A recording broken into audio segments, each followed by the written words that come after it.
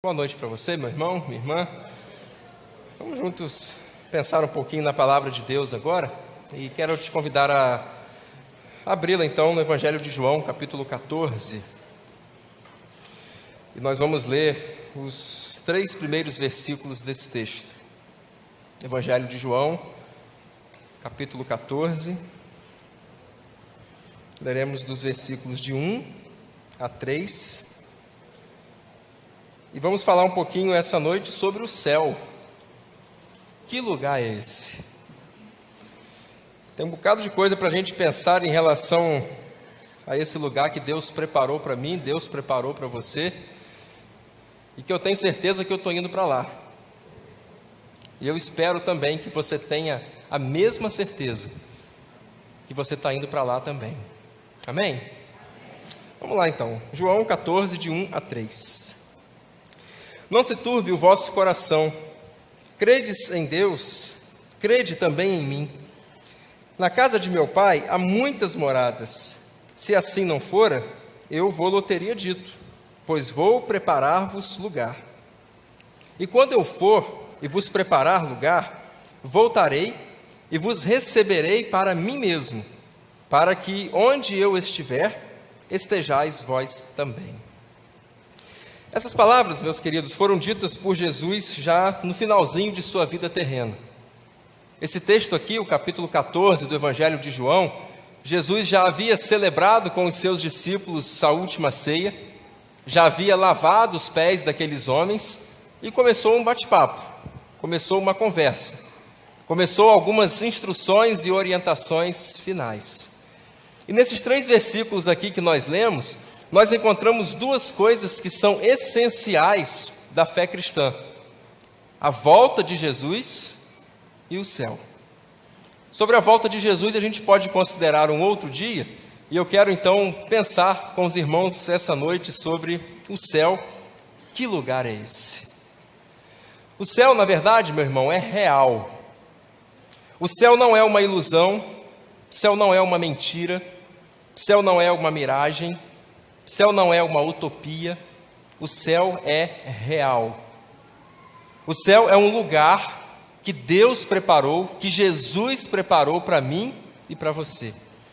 Numa das parábolas que Jesus contou, lá no capítulo 25 de Mateus, versículo 34, é dito ali que Jesus nos dirá, quando lá chegarmos, o seguinte: venham, benditos de meu Pai, e possuam por herança o reino que já está preparado para vocês desde a fundação do mundo.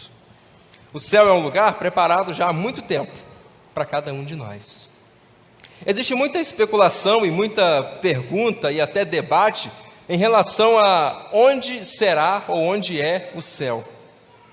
Há quem diga que o céu será aqui na terra, depois de destruída e refeita, enfim. Há quem pense que o céu será num outro planeta, ou até mesmo um pouquinho mais distante, e o céu seria em algum lugar numa outra galáxia. Mas cá para nós, irmãos, pouco importa. Se o céu será aqui ou se será acolá, isso não me preocupa muito. A minha preocupação e a grande razão, a grande alegria que eu tenho, é que eu vou estar com Jesus, aqui ou lá, ou seja, onde for. Quando Jesus disse aqui: eu vou preparar para vocês um lugar, e depois que eu for e preparar, eu voltarei para buscar vocês, para que vocês estejam comigo. E aonde eu estiver, aqui, outro planeta, outra galáxia, enfim, qualquer lugar, eu vou estar com Jesus. E o céu é onde Jesus está. Então, o local específico onde ele é, realmente não vem ao caso e não importa. Se o céu é um lugar, logicamente existe um caminho. Porque para se chegar a todo lugar é preciso trilhar um caminho. E para se chegar ao céu, existe um caminho apenas. E esse único caminho é descrito na sequência desse texto aqui que nós lemos. Nós lemos até o versículo 3, e a partir do versículo 4, Jesus continua conversando com os seus discípulos, e diz assim: olha, vocês sabem o caminho, então vocês podem me seguir. E aí Tomé diz: Senhor, mas nós não sabemos para onde o Senhor vai. Como nós poderemos saber o caminho? E aí Jesus responde no famosíssimo João 14, 6. Eu sou o caminho, a verdade e a vida. e ninguém chega ao Pai senão por mim. Para se chegar no lugar chamado céu, você precisa trilhar um caminho chamado Jesus. Tem outro caminho? Não. Tem outro jeito? Não. O caminho é Jesus. Só Ele nos leva ao céu. A palavra de Deus, irmãos, nos fala algumas coisas, na verdade não muitas, sobre como é o céu. Como será o céu. E o pouco que a Bíblia fala já é o suficiente para colocar em meu coração todo o desejo do mundo de querer ir para lá. Porque o que a Bíblia fala, a maneira como a Bíblia descreve o céu, me dá água na boca. Me dá vontade de viver de tal forma a ter toda a certeza de a hora que daqui partir, a gente chegar lá. C.S. Lewis, um grande cristão, né, um camarada que defendia a fé cristã, com argumentos muito, muito preciosos, ele disse certa vez o seguinte: a fé é acompanhada pela razão e pela imaginação. Então eu e você temos fé que iremos para o céu. Essa fé, ela tem alguma razão, porque ela é baseada naquilo que a palavra de Deus está dizendo, é algo racional, não é algo mitológico, imaginário ou produto de sonhos, é real, é racional. Mas é também algo fruto de nossa imaginação, porque não existe uma foto, não existe um vídeo, não existe nada que me mostre claramente como o céu é. Então isso me permite imaginar um pouquinho, porque a fé ela vem acompanhada da razão e vem acompanhada também da imaginação. Descartes, que foi um filósofo, que foi um matemático, um físico francês, ele disse certa vez também o seguinte: um bom pensador é aquele que tem asas e pés de chumbo. O bom pensador é aquele que tem asas e pés de chumbo. Eu queria que nessa noite nós nos tornássemos bons pensadores, no seguinte aspecto: nós vamos imaginar, nós vamos dar asas à nossa imaginação, e a gente vai, à medida que estiver falando aqui sobre o céu, eu queria que você imaginasse junto comigo aquilo que a gente vai considerar sobre o céu. Mas essas nossas asas e essa nossa viagem na imaginação, ela não vai ser perdida, vagueando aí para lá e para cá. Porque o bom pensador não é só aquele que tem asas, mas aquele que também tem pés de chumbo. Então nós vamos imaginar mais com os pés bem seguros aqui no chão. E mais específico ainda, com os pés bem firmes na palavra de Deus. Que a gente não pode pensar, dizer ou afirmar nada que esteja ou que seja diferente do que a Bíblia diz. Então está pronto para pensar um cadinho? Está pronto para dar asas à sua imaginação e pensar comigo como vai ser o céu? E nós vamos fazer isso para cada argumento ou descrição que dermos, eu repito, com pelo menos uma base bíblica para cada uma dessas coisas. Vamos começar então. Em primeiro lugar, eu diria que o céu é um lugar eterno. E pensar, meu irmão, minha irmã, em eternidade é uma coisa que dá um nó na nossa mente. Porque a gente não está acostumado a lidar com alguma coisa que não tenha fim. Agora já está no final do dia de domingo. Esse domingo que começou mais cedo, ele está acabando. E todo dia que começa, ele termina também. Uma casa, um carro, quando você compra ou quando você constrói, está ali novinho, está ali inteirinho, mas o carro e a casa não durarão para sempre. Ela tem um começo, o carro e a casa têm um começo e tem um fim também. De repente começa a chover e chove muito, mas daqui a pouco a chuva para, porque toda chuva tem um começo e tem um fim. O que dizer do nosso amigo salário, né? O meu salário acaba, e o seu também? Começa e termina. Então a gente está acostumado, meu irmão, a lidar com coisas que começam e terminam. E a nossa mente talvez não esteja devidamente preparada, adaptada, enfim, para pensar numa coisa que não tenha fim, para pensar em algo eterno. Então tenta imaginar e ver se a sua mente vai dar um nozinho aí, no seguinte sentido: todos nós que aqui estamos, que um dia começamos a existir, todos nós tivemos um princípio, todos nós fomos criados por Deus em algum momento, todos nós nunca deixaremos de existir. Ah, mas espera lá, um dia eu vou morrer, um dia eu vou ser enterrado e tal. Não, tudo bem, mas a sua passagem na terra vai terminar, mas você não vai deixar de existir. A sua alma é eterna. puxa vida, eu nunca vou deixar de existir. Mas como isso? Mas não é possível, tem que ter um fim. Mas não tem. Não tem. E o céu é um lugar onde a gente não vai passar uns dias. O céu não é um lugar onde a gente vai veranear. O céu é um lugar onde a gente vai passar nada menos do que a eternidade. E a Bíblia fala sobre isso, por exemplo, lá em 1 Tessalonicenses 4,17, quando descreve a volta de Jesus, diz ali que Jesus voltará e parará ali no meio do céu, e aqueles que morreram em Jesus serão ressuscitados primeiro, depois nós, os que estivermos vivos, seremos arrebatados, nos encontraremos todos nos ares, e aí Paulo arremata dizendo, e assim estaremos para sempre com o Senhor. Para sempre com o Senhor.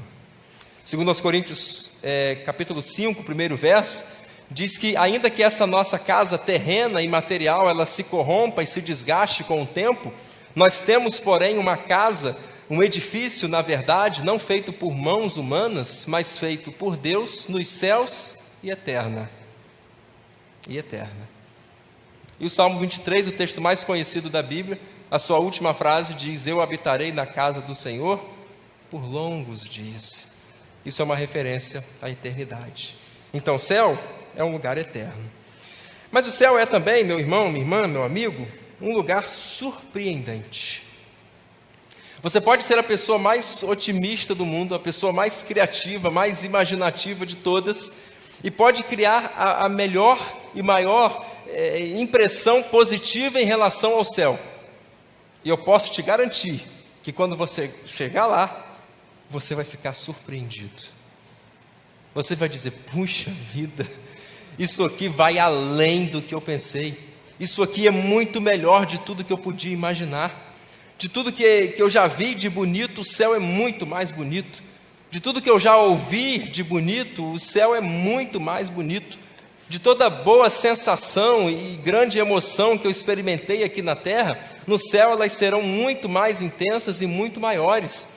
Enfim, o céu vai ser um lugar onde todo mundo vai ficar de queixo caído, vai ficar de boca aberta e vai ficar surpreso, porque o céu é um lugar surpreendente.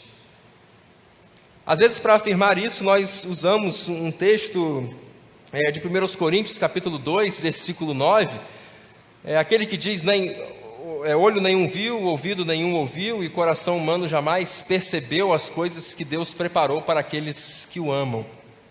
E por muito tempo a gente tem pensado e até citado esse texto como se fosse uma referência ao céu. Mas é curioso como que a Bíblia ela é assim viva, interessante, e a gente na verdade não sabe tudo sobre ela e nunca vai saber. Que há poucos dias eu estava lendo 1 Coríntios, passei por esse texto e vim a entender que esse versículo, 1 Coríntios 2,9, que a gente tanto refere como ao céu, não está falando de céu. Não está falando de céu. Porque logo o versículo seguinte, o versículo 10, fala assim, mas tudo isso já nos foi revelado por Deus pelo Espírito. Então aquilo que a gente não viu, aquilo que a gente não ouviu, aquilo que a gente não sentiu, era algo, como o capítulo todo, 2 de 1 Coríntios fala, em relação ao Evangelho de Deus em Jesus. Que Jesus é o poder de Deus, Jesus é a sabedoria de Deus, e ninguém nunca ouviu, não teve uma força igual, e ninguém nunca imaginou alguém como Jesus, ou algo como o Evangelho. Então esse texto de 1 Coríntios 2,9, quando a gente usa para se referir ao céu, a gente está fora do contexto. O que o texto lá diz é sobre o Evangelho que já nos foi revelado. Mas isso, na verdade, não tira a minha ideia, porque a gente tem outros textos para afirmar isso, que o céu vai ser mesmo um lugar surpreendente. Paulo teve uma experiência que qualquer um de nós gostaria de ter tido. Segundo aos Coríntios 12:4, ele diz que ele foi levado até o terceiro céu. Como assim, negócio de 3 céus? Que história é essa? A gente entende o primeiro céu como onde estão as nuvens, onde os pássaros voam, onde o avião passa. Quando a gente olha para cima, o que a gente vê? Esse é o primeiro céu. O segundo céu é onde estão os astros, onde estão os planetas, onde estão as galáxias, é o segundo céu. E o terceiro céu é onde Deus está, e é para onde nós vamos. E aí Paulo foi levado para lá, até o terceiro céu, Ele diz que ele experimentou e viu coisas ali que ele não conseguia dizer, coisas que ele não conseguia expressar, coisas que ele não poderia explicar, porque o céu ia além daquilo que, mesmo ele tendo visto, seria capaz de descrever ou de anunciar para a gente. O céu é surpreendente. Mas o céu é também um lugar de justiça. O céu é um lugar de justiça. Aqui na terra nós vemos muita injustiça, muita desigualdade. Aqui na terra nós vemos pessoas justas sofrendo e pagando por algo que não fizeram, e vemos pessoas ímpias e más prosperando e levando a vida numa boa. Aqui na terra nós vemos discursos serem mal compreendidos, pessoas serem tratadas de maneira injusta, né, porque é mal interpretado uma coisa que a pessoa disse, é mal visto alguma coisa que a pessoa seja, enfim, né, aqui na terra existe muita injustiça. Mas uma das coisas que deixa o céu ainda mais impressionante e maravilhoso é que o céu é um lugar de justiça. E quem nos ensina isso é Pedro, sua segunda carta, capítulo 3, versículo 7, ele diz assim: eis que eu espero novos céus e nova terra, onde habita a justiça. No céu, meu irmão, a justiça não tarda e nem falha. No céu, a justiça é finalmente feita. No céu existe justiça.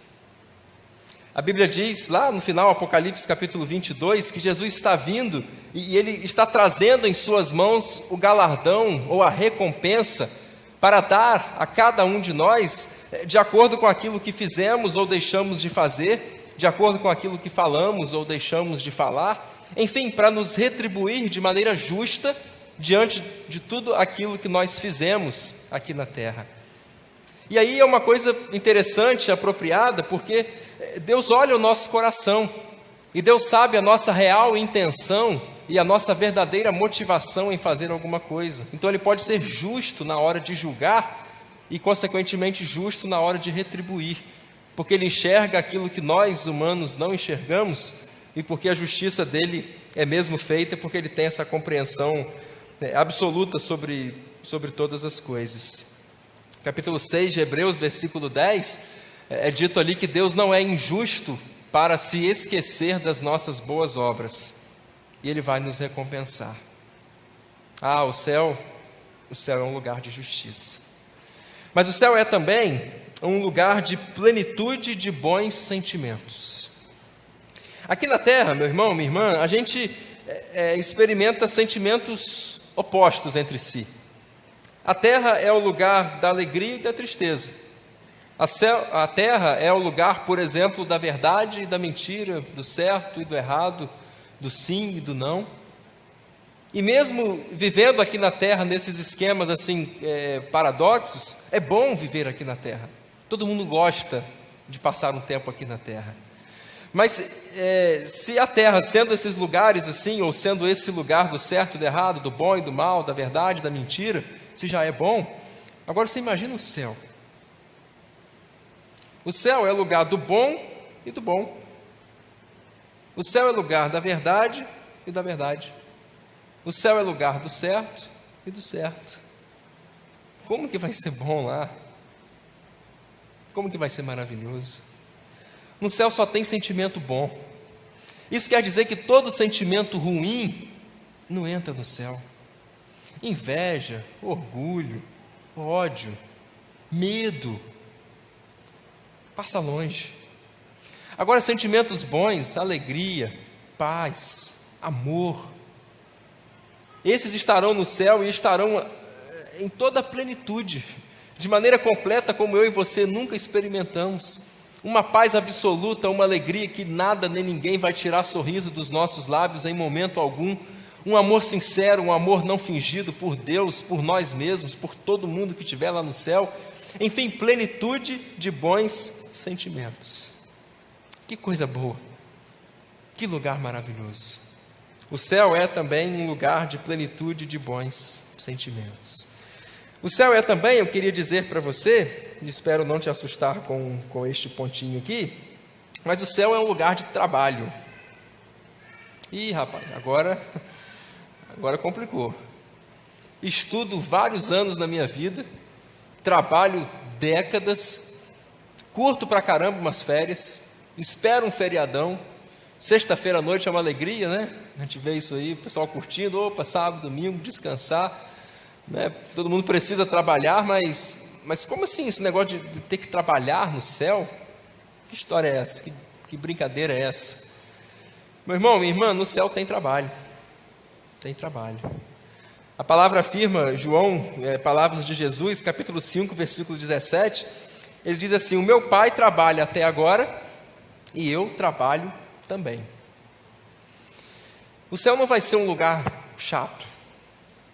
O céu não vai ser um lugar onde a gente vai ficar parado pensando debaixo de qual árvore a gente vai dormir daqui a pouco. O céu não é um lugar de ficar voando para lá e para cá, sem rumo, sem destino, sem norte, sem objetivo, matando o tempo todo, e como é que se mata um tempo em eternidade? Né? Não se faz isso. O céu não é monótono, o céu não é paradão, o céu não vai dar sono, o céu tem atividade, o céu tem trabalho. E tem um texto lá em Apocalipse, capítulo 22, verso 3, que prova isso de um jeito assim preciso. Apocalipse 22 é o capítulo que descreve em todo ele o céu. Capítulos 21 e 22 de Apocalipse descrevem o céu. E Apocalipse 22, 3 diz assim: e lá os seus servos o servirão. E lá os seus servos o servirão. Então no céu, eu e você continuaremos servindo a Deus. Mas que espécie de trabalho vai ter lá? Eu não sei mesmo. Mas eu sei que vai ser um trabalho prazeroso, sei que vai ser um trabalho bom, sei que vai ser um trabalho que eu não vou ficar toda hora olhando o relógio para dar a hora de ir para casa, sei que vai ser um trabalho muito semelhante ao que Adão experimentou lá no Jardim do Éden. Porque o trabalho, meu querido irmão e irmã, não é fruto de pecado, o trabalho sempre existiu, o nosso Deus é trabalhador a propósito. E a Bíblia diz que ainda antes da tentação e da queda, consequentemente de Adão e Eva, Adão trabalhou muito no paraíso. Deus trouxe, por exemplo, todos os bichos para Adão dar nome àquela bicharada toda. Que trabalheira que deu! Deu nome aos bichos todos. E ele foi colocado no jardim para lavrar a terra, para cuidar dela. Enfim, existia trabalho mesmo no Jardim do Éden, no paraíso tinha trabalho, antes do pecado, mas era um trabalho que não trazia cansaço, era um trabalho que não trazia tristeza, era um trabalho que não era pesado. Então a gente pode afirmar com toda certeza que nós vamos para o céu e vamos para o céu para trabalhar também, mas vai ser um trabalho que você vai curtir demais fazer e vai passar a eternidade fazendo sem lamentar isso. A gente não vai se cansar, a gente não vai reclamar por conta disso.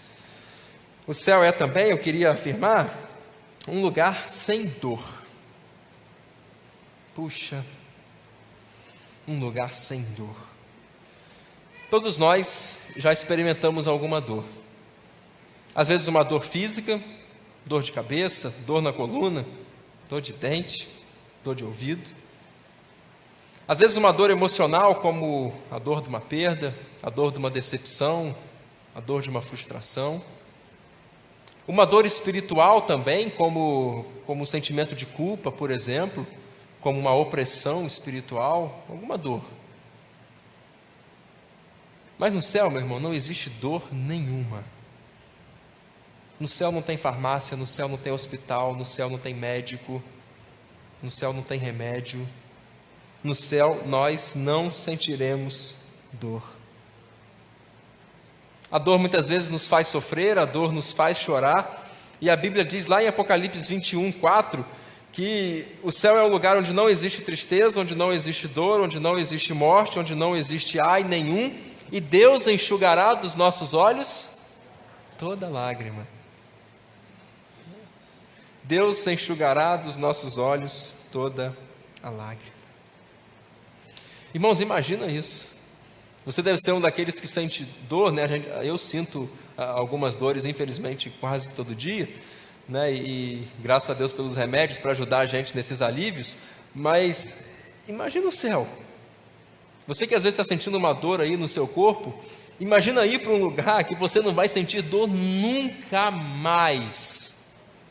Aleluia, que coisa maravilhosa, que presente de Deus. No céu a gente vai receber um corpo diferente, sabe?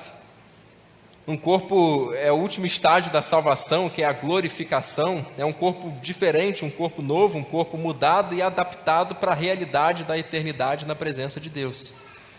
E a Bíblia fala sobre isso, Filipenses 3, 20 e 21, que a nossa pátria está nos céus, de onde nós aguardamos o nosso Salvador, que transformará esse nosso corpo abatido para ser conforme o seu corpo muito glorioso, segundo o seu eficaz poder de sujeitar também a si todas as coisas. Então vai ser um corpo diferente.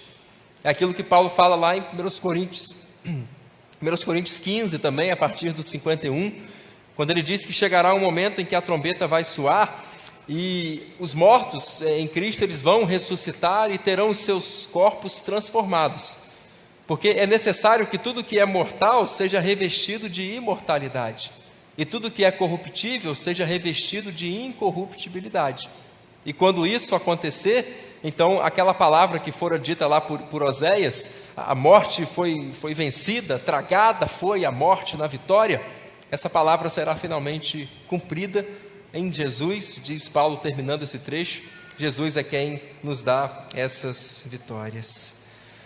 O corpo que a gente vai receber no céu é um corpo novo, um corpo cheio de vigor, um corpo, eu imagino, sem rugas, um corpo sem qualquer cicatriz, o corpo de alguém, de repente, que morreu e teve o seu corpo desfigurado ou às vezes dilacerado. No céu o corpo de todo mundo está inteiro.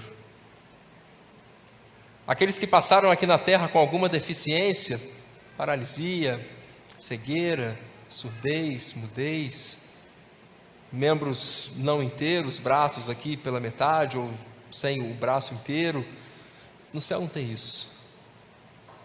No céu é todo mundo são. No céu o corpo de todo mundo é perfeito. O céu é um lugar onde a gente não vai sentir qualquer espécie de dor. Céu é também um lugar de respostas. Céu é um lugar de respostas. Existem coisas na vida, existem coisas na palavra que eu não sei explicar. Coisas difíceis. E a gente, às vezes, numa saída, numa situação dessa, o que a gente diz é exatamente: quando eu chegar no céu, eu vou perguntar isso a Deus. Porque existem algumas coisas aqui na terra mesmo que não são para serem descobertas. Deuteronômio 29, 29 fala sobre isso. As coisas encobertas pertencem a Deus, mas as descobertas pertencem a nós e aos nossos filhos para sempre. Então, há algumas coisas que realmente não têm explicação, que eu não vou entender, não vou conseguir explicar, não faz sentido, e não vai fazer sentido mesmo, aqui na terra não. E aí, quando chegar no céu, tudo vai ser esclarecido. Existe um texto, no profeta Jeremias, capítulo 31, versículo 34, que descrevendo o céu também, diz o seguinte: lá ninguém mais vai precisar ensinar ao outro. E no céu ninguém dirá ao seu próximo: olha, conheça as coisas, porque no céu todos me conhecerão, diz o Senhor, desde o menor até o maior. Que coisa! Céu é lugar de resposta. 1 Coríntios 13, versículo 12, Paulo diz assim: hoje eu vejo como por um espelho, mas chegará o dia que eu verei face a face. Hoje eu conheço em partes, mas chegará o dia que eu conhecerei da mesma forma como eu sou conhecido. Então, meu irmão, as interrogações que existem aí, talvez as centenas ou milhares em sua mente, pode ter certeza que a hora que você chegar no céu, todas essas interrogações serão transformadas em exclamações e todas as suas perguntas serão respondidas. Tudo ficará claro, tudo fará sentido. Porque céu é, dentre outras coisas, um lugar de resposta. Mas céu é também, eu queria dizer ainda, um lugar de conhecer pessoas. Naturalmente você tem o seu personagem bíblico favorito? Quem sabe Abraão? Quem sabe José? Talvez Davi? Salomão? Moisés? Ou talvez alguém do Novo Testamento, como João, como Pedro, como Paulo? E quando a gente lê passagens da palavra em relação a esses homens e algumas mulheres também de Deus, a gente pensa o seguinte: quando chegar no céu eu vou querer perguntar essas coisas a eles, né? Vou perguntar a Moisés como é que foi a sensação de bater o cajado no mar e ver o mar se abrir. Chegar no céu eu vou procurar meu xará lá e vou perguntar a ele como é que foi ver as muralhas de Jericó caindo, ou como é que foi orar e ver o sol parando no meio do céu e ficando quase que meio-dia parado sem sair do lugar. Vou perguntar para Davi como é que foi encarar o gigante frente a frente. Vou perguntar a Paulo como é que foi aquela visão de Jesus que mudou a vida dele e tudo que ele experimentou, os naufrágios, os castigos, enfim. Vou perguntar a João a sensação de estar diante da cruz, porque ele foi o único discípulo que acompanhou Jesus até lá. Enfim, a eternidade vai ser pouco tempo para conversar com tanta gente boa, para ouvir tanta história boa. A gente pode afirmar que o céu é lugar de conhecer pessoas. Jesus afirmou em Mateus 8:11, muitos virão do Oriente e do Ocidente e se assentarão à mesa com Abraão, com Isaac e com Jacó. Então eu imagino uma mesa assim muito, muito enorme, né? Muito quase que infinita, Jesus sentado lá na cabeceira, e aí João lá pertinho, Paulo lá pertinho, Billy Graham lá pertinho, né? E aí aquela mesa enorme assim, a gente lá em algum lugar dessa mesa, né? Olhando para o lado e vendo Abraão, vendo Isaac, vendo Jacó, vendo tantos outros homens e mulheres de Deus. O céu vai ser o lugar da gente conhecer pessoas.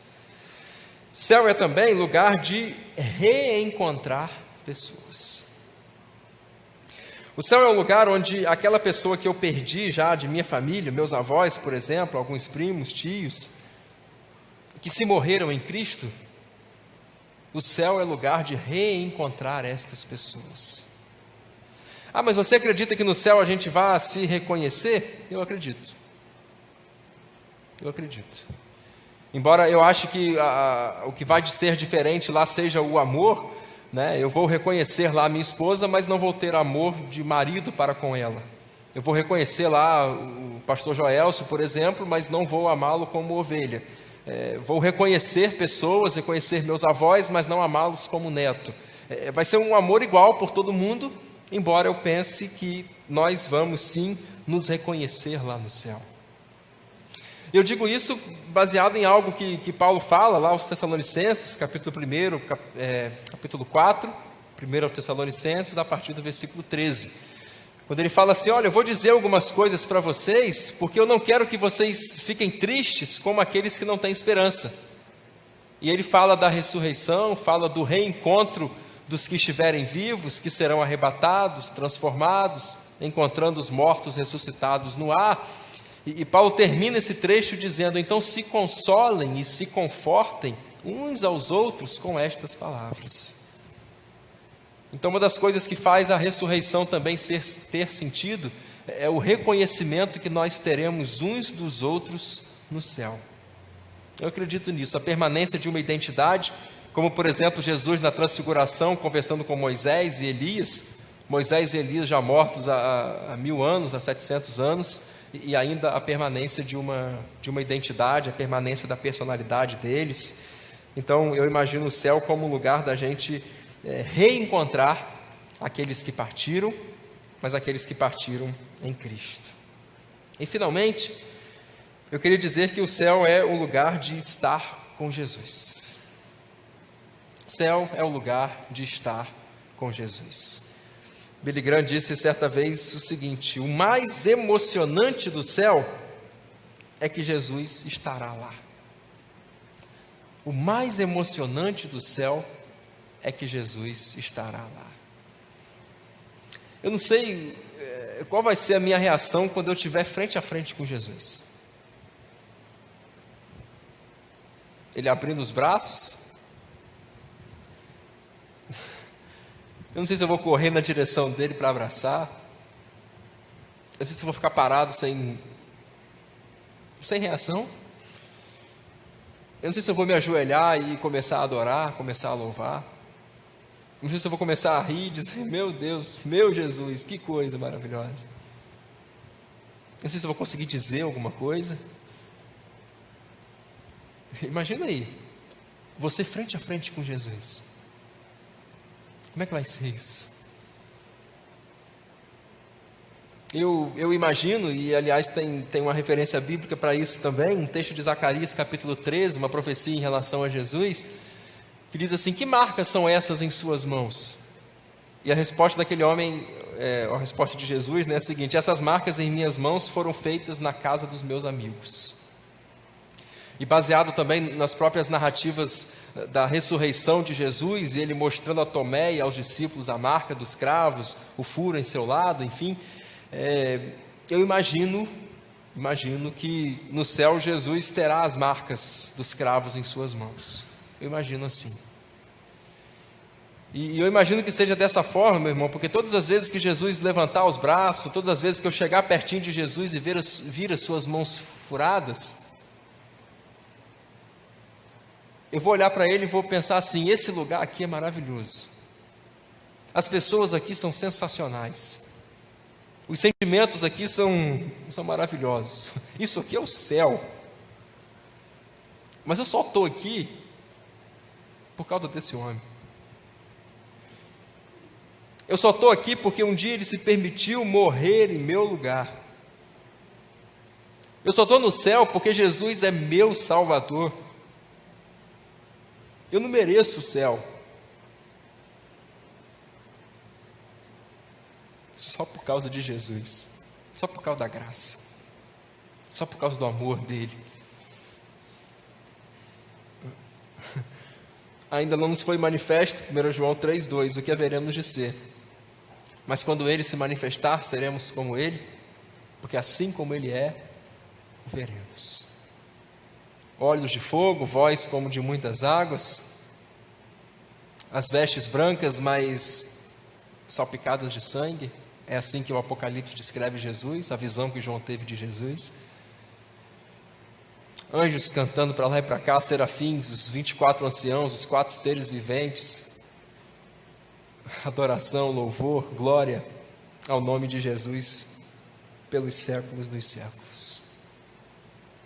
Céu, que lugar é esse? Nós falamos aqui 10 coisas sobre o que é o céu. O céu é um lugar eterno, é um lugar surpreendente. O céu é um lugar de justiça e é um lugar de plenitude de bons sentimentos.